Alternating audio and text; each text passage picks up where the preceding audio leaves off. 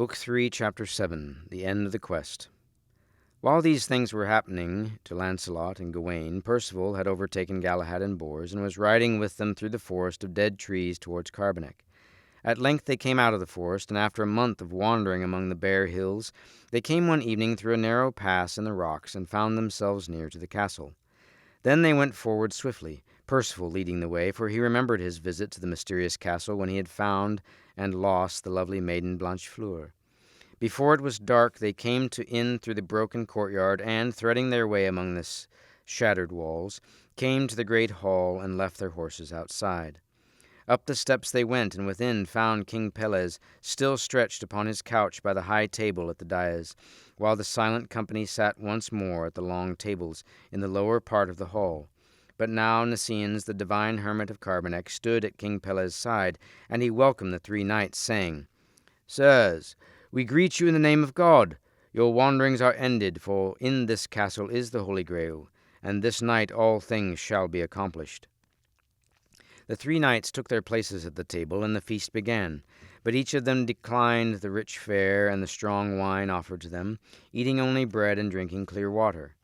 Then, when the moment was due, the doors opened of themselves, and in a beam of clear light the procession of the Grail came in for the last time. There were the ghostly maidens carrying the bleeding spear, the silver dish, and the candlestick.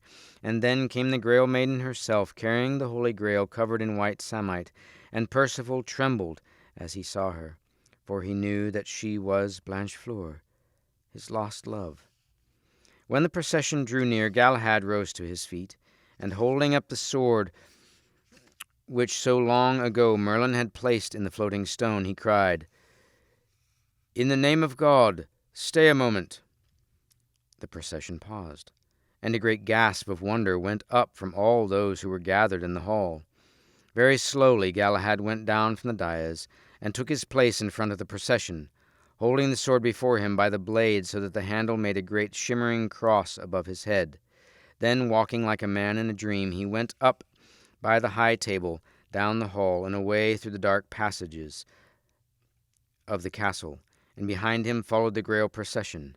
Then, at a sign from Niciens the hermit, Percival and Bors took up the couch on which King Pelles lay, and followed behind the Grail maiden, and last of all came Niciens himself. Through the castle they went, the light shining all about them, up the dark stairway, and so at last into the chapel.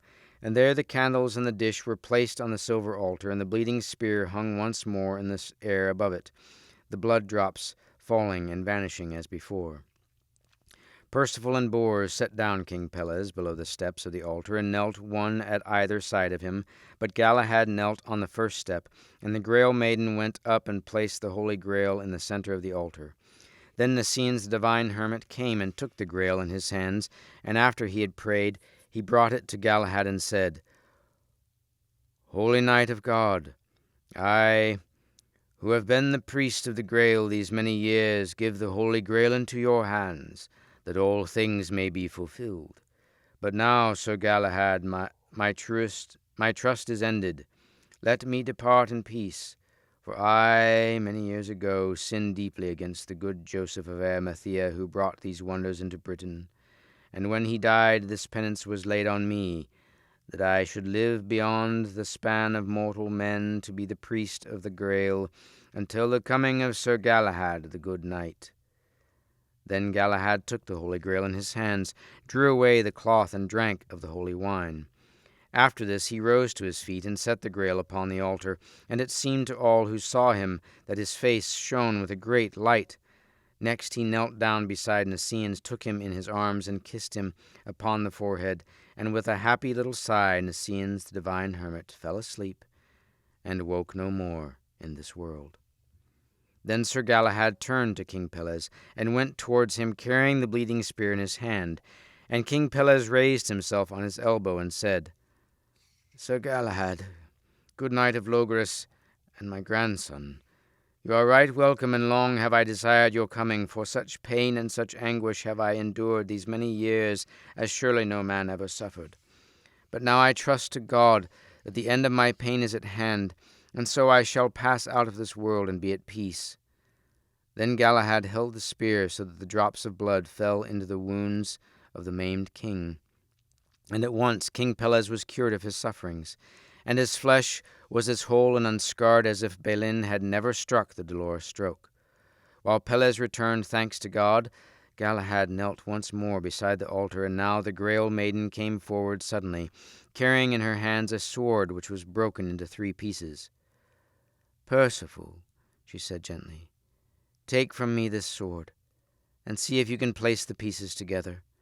Many knights have tried to do so, but only he who shall be the first king of freed Carbonek and my husband can mend it."